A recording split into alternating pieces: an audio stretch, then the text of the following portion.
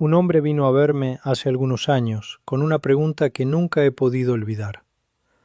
Tenía 53 años, 3 hijos adultos que no le hablaban, una esposa que dormía en el cuarto de visitas desde hacía 2 años, y una cara que llevaba escrita toda esa historia sin necesidad de palabras. Se sentó frente a mí, juntó las manos y me dijo: «Padre Tomás, yo nunca he matado a nadie, nunca le he robado a nadie, nunca he cometido adulterio. Voy a misa todos los domingos desde que tengo uso de razón. ¿Por qué mi familia está destruida?».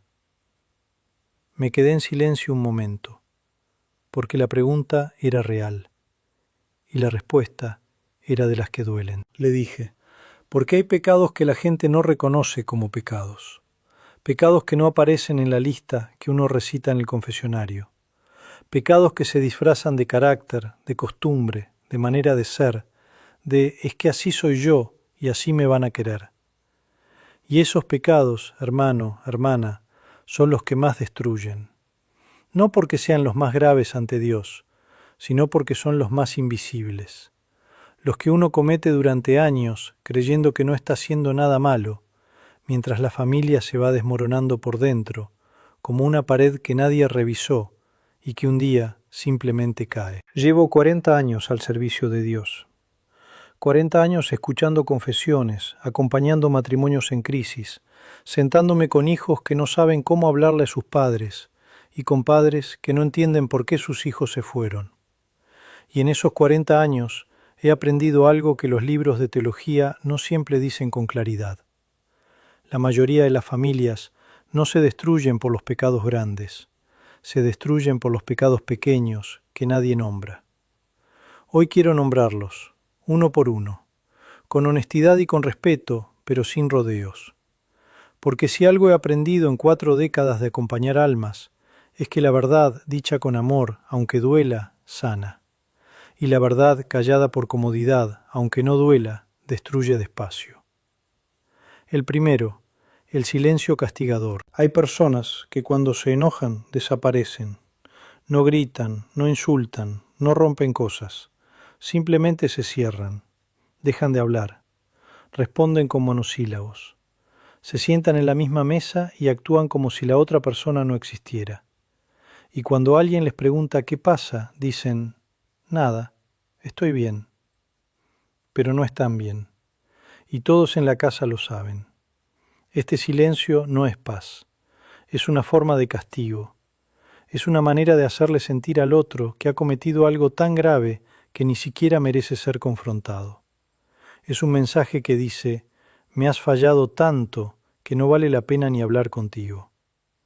Y el daño que hace este silencio es enorme, porque el ser humano puede sobrevivir una discusión, puede recuperarse de una pelea, pero el silencio prolongado, el silencio que dura días y semanas, ese silencio mata algo por dentro que es muy difícil de resucitar. Los hijos que crecen en una casa donde los padres se castigan con el silencio, aprenden que el amor se retira cuando alguien decepciona.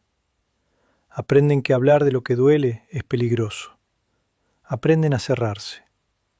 Y años después repiten exactamente el mismo patrón con sus propias parejas, con sus propios hijos, sin saber de dónde les viene.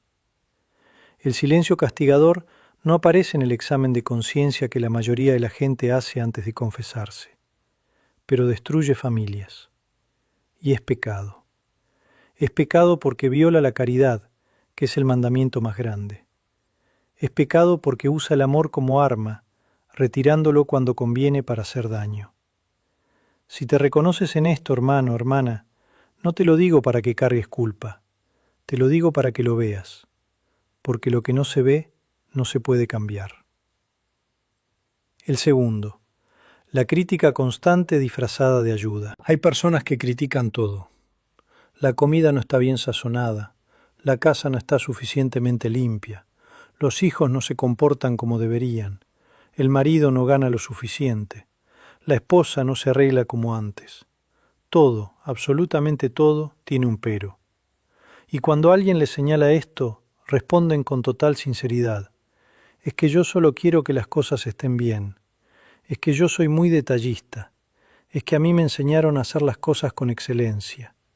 Es que si no lo digo yo, ¿quién lo va a decir? Lo dicen convencidos de que están ayudando.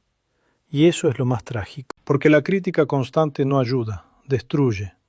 Destruye la autoestima de los hijos que crecen, sin importar cuánto se esfuercen, siempre hay algo que mejorar.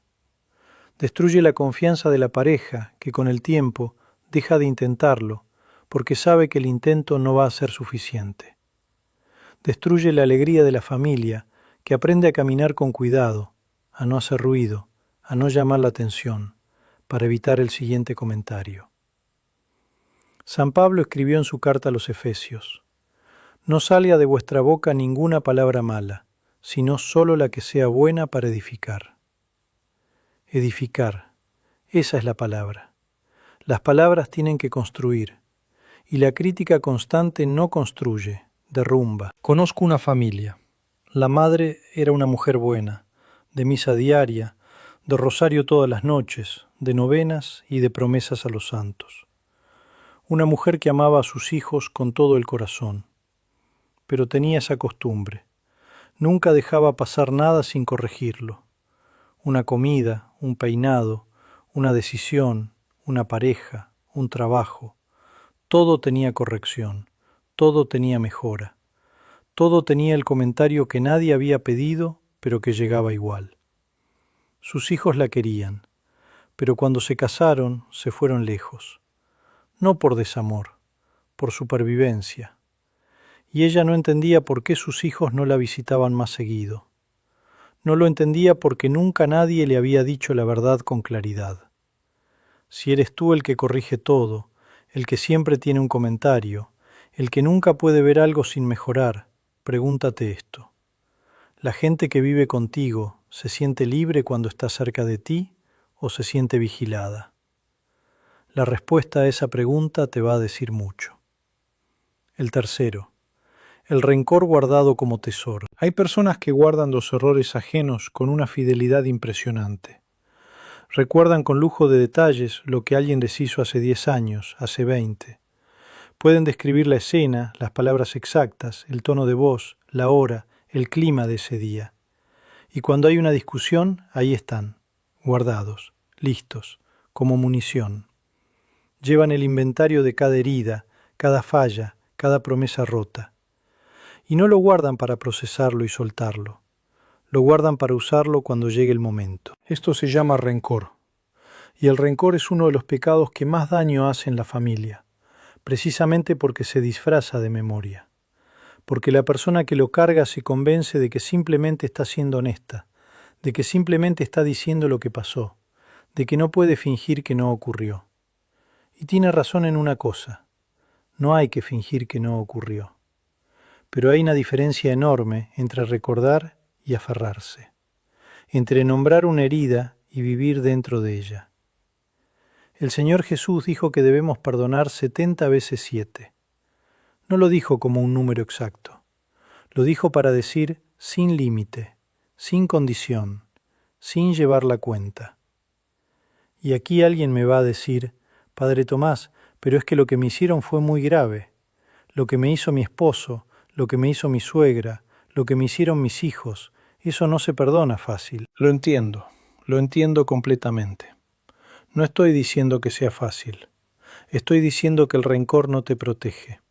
El rencor te encadena. Y mientras estás encadenado a lo que alguien te hizo en el pasado, no puedes vivir en el presente. No puedes estar completamente disponible para las personas que tienes delante ahora. Perdonar no significa olvidar. Perdonar no significa que lo que pasó estuvo bien. Perdonar significa soltar el peso. Significa decir: esto me dañó y ya no voy a permitir que siga dañándome. El rencor guardado como tesoro destruye matrimonios, destruye la relación entre padres e hijos, destruye la paz de la familia. Y la persona que lo carga muchas veces no se da cuenta de cuánto espacio le ocupa por dentro, cuánta energía le consume, cuánta alegría le roba. El cuarto, la comparación como forma de humillación. Mira cómo le va al hijo de doña Carmen, y eso que estudió menos que tú. Mira cómo trata tu cuñado a tu hermana, y aprende. Tu primo ya tiene casa propia, y tú todavía. Tu hermana siempre fue más responsable que tú. Cuando yo tenía tu edad ya había hecho esto, aquello y lo otro. La comparación. Ese veneno que se sirve en las mesas familiares latinoamericanas con una frecuencia que duele reconocer. Y los que comparan no lo hacen con maldad, en la mayoría de los casos. Lo hacen porque creen que es una forma de motivar, de empujar, de poner un ejemplo visible de lo que se puede lograr. Lo hacen porque a ellos los compararon y creen que así es como se forman las personas. Pero la comparación no motiva, humilla. Le dice al otro, como eres, no eres suficiente. Necesitas ser como ese otro para que yo te vea con buenos ojos. Y cuando un hijo escucha eso de su padre o de su madre, aunque sea disfrazado de ejemplo, lo que graba por dentro es, no soy suficiente. Nunca voy a ser suficiente. Ese mensaje, grabado en la infancia, no se borra fácil. Acompaña a las personas durante décadas. Aparece en cómo se relacionan con el trabajo, con la pareja, con sus propios hijos. Aparece en la incapacidad de celebrar los propios logros, porque siempre hay alguien que lo hizo mejor. Aparece en la necesidad constante de aprobación que nunca alcanza a llenar el vacío. Cada persona que Dios creó es única. No hay otra igual. No hay patrón de comparación válido, porque no hay dos personas con la misma historia, los mismos dones, los mismos obstáculos.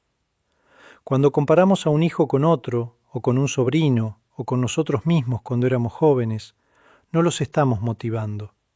Los estamos diciendo que Dios se equivocó al hacerlos como son. El quinto, el control disfrazado de amor. Te llamo 20 veces porque me preocupas. Reviso tu celular porque quiero saber con quién andas. No me gusta esa amiga tuya, tiene mala influencia. Ese novio no te conviene, yo sé más de la vida que tú. No puedes tomar esa decisión solo, necesitas consultarme. Si me quisieras de verdad, harías lo que te pido. El control. Otra forma de pecado que casi nadie nombra como pecado, porque quien lo ejerce está convencido de que lo hace por amor. Y aquí está la trampa más grande. El control sí viene del amor, en muchos casos. Los padres que controlan a sus hijos adultos genuinamente los aman. Las esposas o los esposos que revisan el celular de su pareja genuinamente tienen miedo de perderla. El amor está ahí, pero el amor sin libertad no es amor, es posesión. Dios mismo, que nos ama con un amor infinitamente más grande que cualquier amor humano, nos dio libre albedrío. Nos dio la libertad de elegirlo o de rechazarlo. Nos dio la libertad de equivocarnos. Porque Él sabe que el amor que no puede decir no, no es amor verdadero. Es obediencia por miedo. Cuando controlamos a las personas que amamos, les estamos diciendo, no confío en ti, no confío en tu criterio, no confío en que puedas manejar tu propia vida. Y con el tiempo, esa persona, sea hijo, sea pareja, sea hermano, va a hacer una de dos cosas. O se va a someter y va a perder quien es, o se va a rebelar y se va a alejar. No hay otra salida del control que no sea una de esas dos. He visto madres que perdieron a sus hijos, no porque esos hijos fueran malos, sino porque el amor de esa madre no tenía aire. Era un amor que apretaba, que vigilaba, que decidía, y el hijo o la hija en algún momento tuvo que elegir entre su propia vida y la aprobación de esa madre. Y eligió su vida, y la madre nunca entendió por qué. El sexto, las palabras que no se dicen. Este es quizás el más silencioso de todos, el pecado de lo que no se dijo. Te quiero, pero no te lo dije. Estoy orgulloso de ti, pero nunca lo expresé. Lo que hiciste estuvo muy bien, pero me costó mucho reconocerlo. Necesito pedirte perdón, pero las palabras no me salieron. Gracias, pero lo di por sentado. En la cultura latina, y esto lo digo con todo el respeto y el amor que le tengo a nuestra cultura, hay una dificultad particular con las palabras de afecto entre hombres.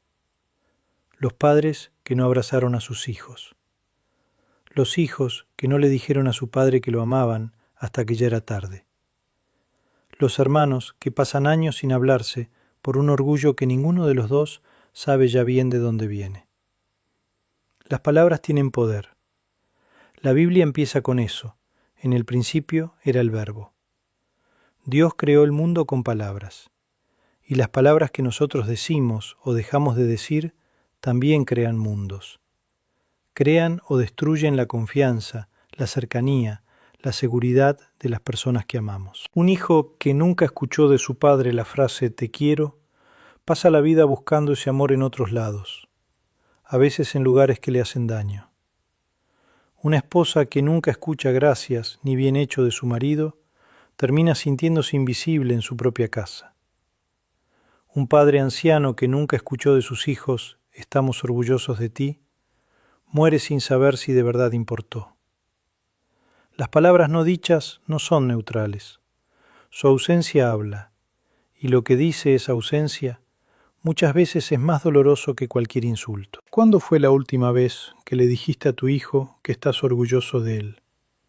¿Cuándo fue la última vez que le dijiste a tu esposa que la amas, no por costumbre, no de relleno, sino mirándola a los ojos y diciéndolo de verdad? ¿Cuándo fue la última vez que le pediste perdón a alguien de tu familia por algo que sabes que hiciste mal? Si tienes que pensar mucho para responder alguna de esas preguntas, ahí hay algo que atender. El séptimo, la indiferencia emocional. Hay un pecado que es muy difícil de nombrar porque no hace ruido, no grita, no insulta, no abandona físicamente, simplemente no está.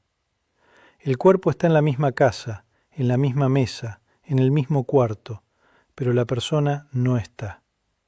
Su mente está en el trabajo, en el celular, en las preocupaciones, en cualquier lugar menos en el presente con las personas que tiene enfrente. El esposo que llega a casa y lo primero que hace es encender la televisión sin mirar a nadie. La madre que escucha a su hijo pero sin realmente escuchar, respondiendo con un «ajá, sí, claro», mientras piensa en otra cosa. El padre que está sentado en la misma habitación que su familia, pero que en realidad lleva horas ausente, perdido en el celular o en sus propios pensamientos. Esta indiferencia emocional es una de las formas de abandono más dolorosas, precisamente porque es invisible. La persona que la vive no puede señalarla con el dedo, no puede decir «me dejaste», porque ahí estás, físicamente presente, pero emocionalmente llevas años sin aparecer de verdad. Los hijos que crecen con un padre o una madre emocionalmente ausente aprenden que sus emociones no tienen lugar, que sus alegrías, sus miedos, sus preguntas no tienen a dónde ir. Y con el tiempo dejan de intentar compartirlos, se cierran.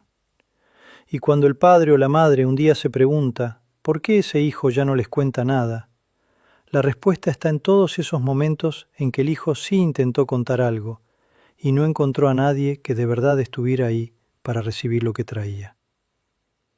La presencia es uno de los regalos más grandes que podemos dar a quienes amamos. No la presencia del cuerpo, la presencia del corazón.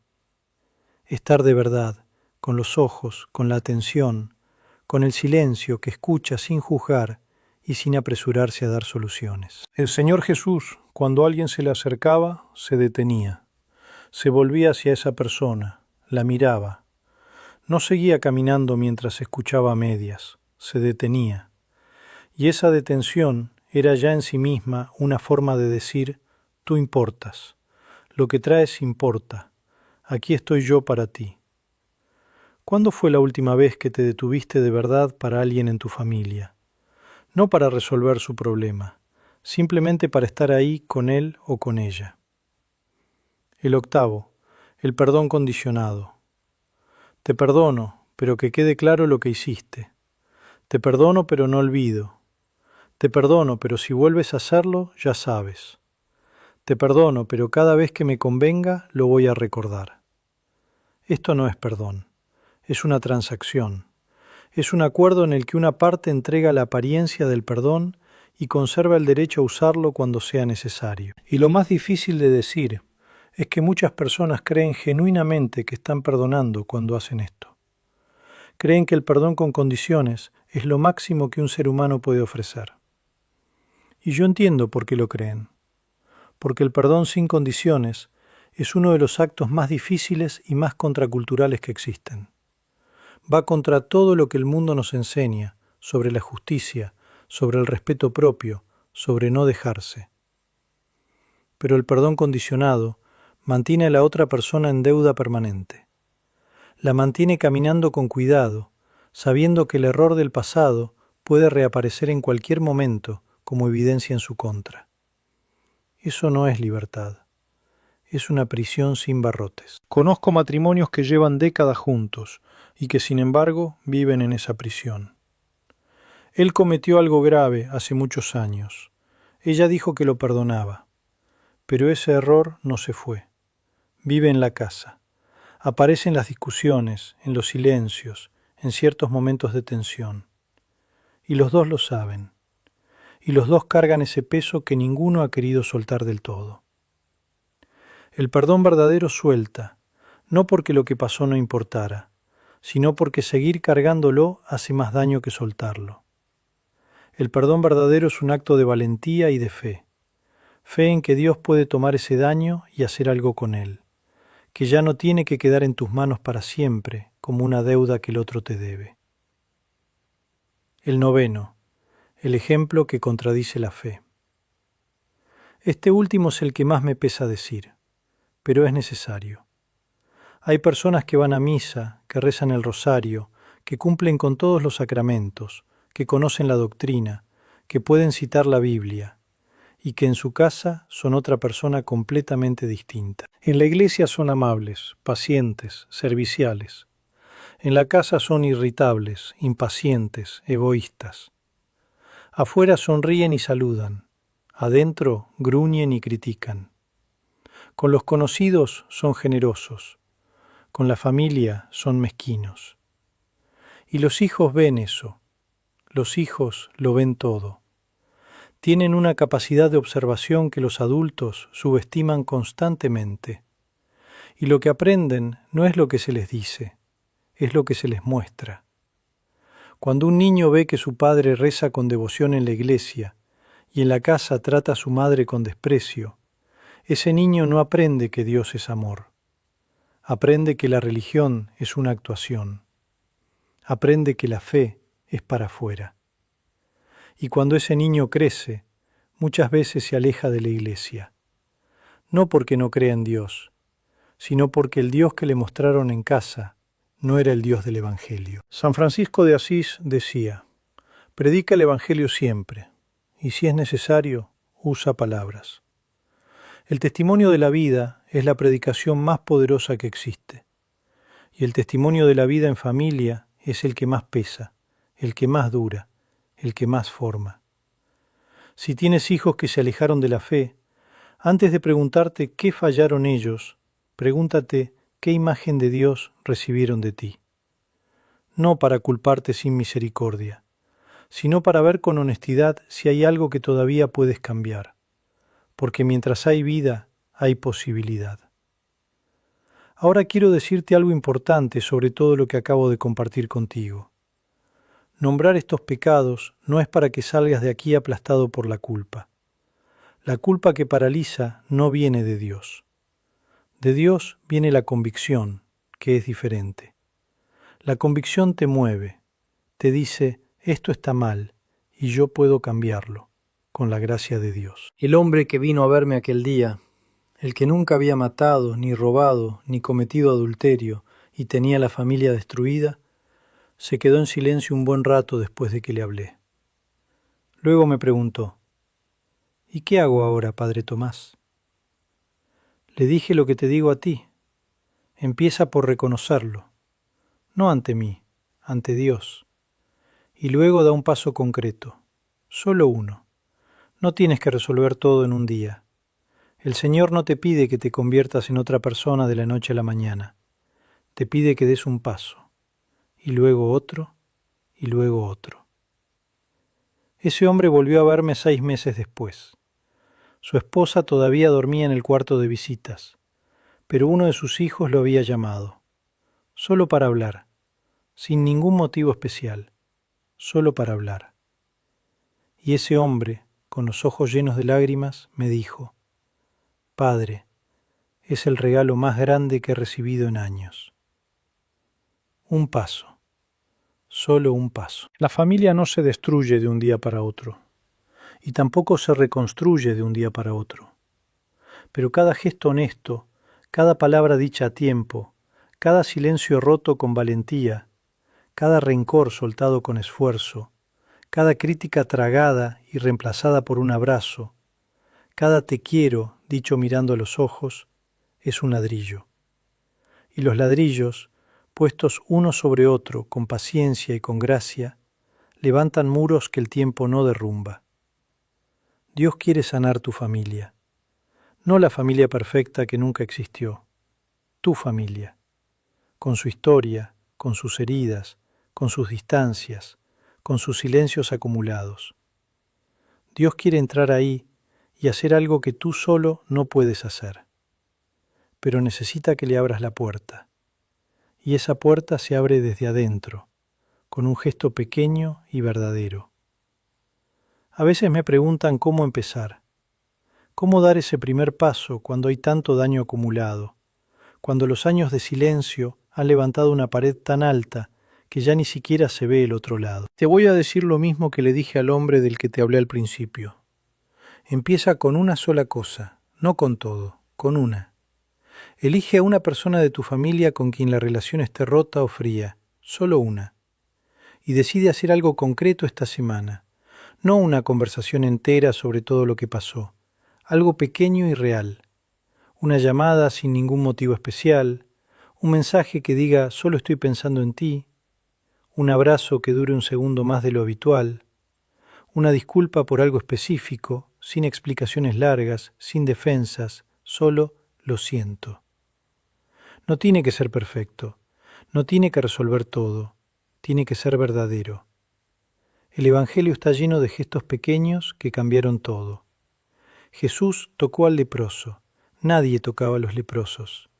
Ese toque no curó solo el cuerpo, curó años de exclusión, de sentirse intocable, de no poder recordar la última vez que alguien se había acercado sin miedo.